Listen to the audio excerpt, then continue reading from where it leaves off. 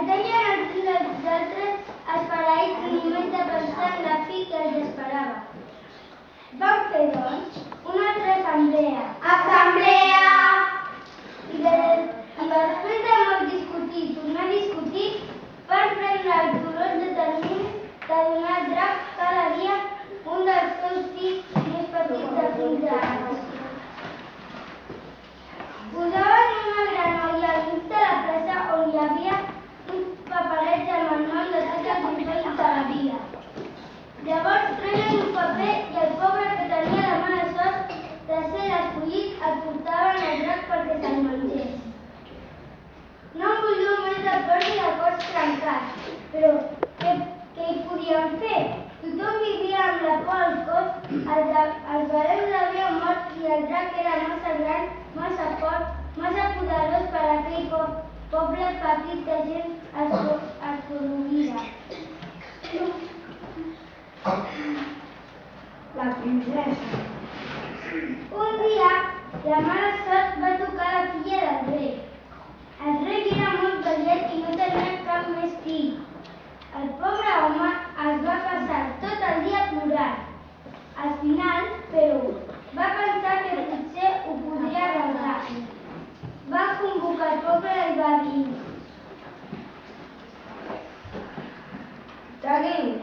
Preneu tot l'or, tota la plata i totes les pedres precioses que vulgueu, però per l'amor de Déu, deixeu viure la meva filla. No, li van respondre.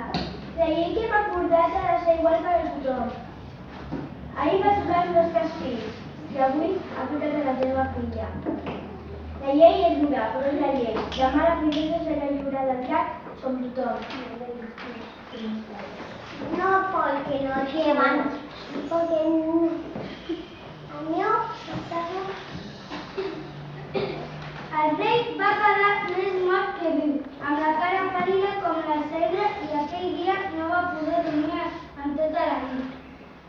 L'endemà al matí, tot el poble va acompanyar la princesa fins on vivia el drac. Havia arribat el moment. Davant d'estar tota sola a la vora de l'aigua, tothom va callar, el silenci era anguniós, ni un ocell no gosava piular. Feia calor, el sol feia plom, el dia era feixuc. I allà es trobava la noia, la petita princesa tota sola.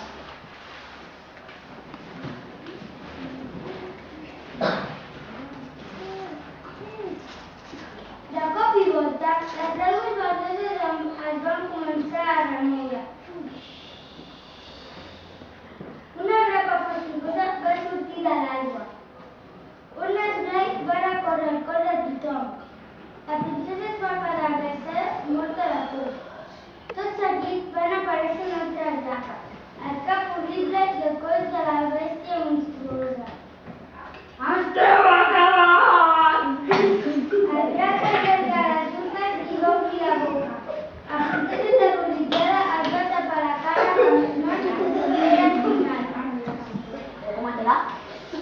Però en aquell moment es va obrir el cel i va aparèixer un cavaller vestit amb una armadura de plata i un cavall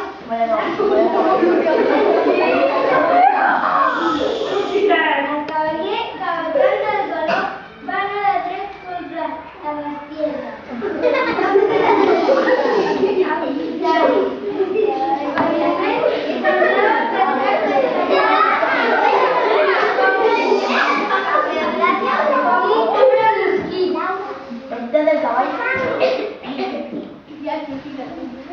Però per fi ells, amb tota la força, li van clavar que es va enfonsar fins al mig del cor.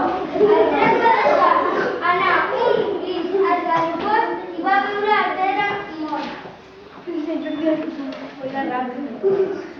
L'esclat d'alegria va ser immens.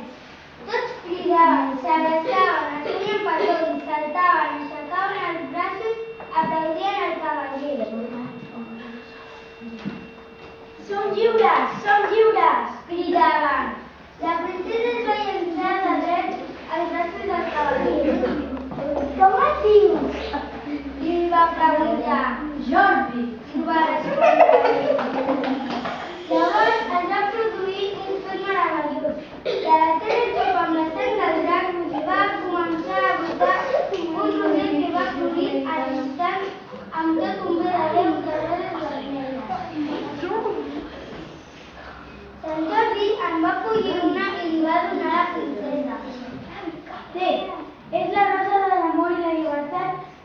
tot el teu poble.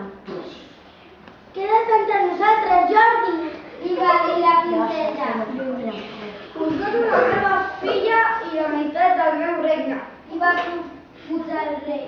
Moltes gràcies, però no puc acceptar el vostre oferiment. He de seguir el meu camí i ajudar les persones en el perill.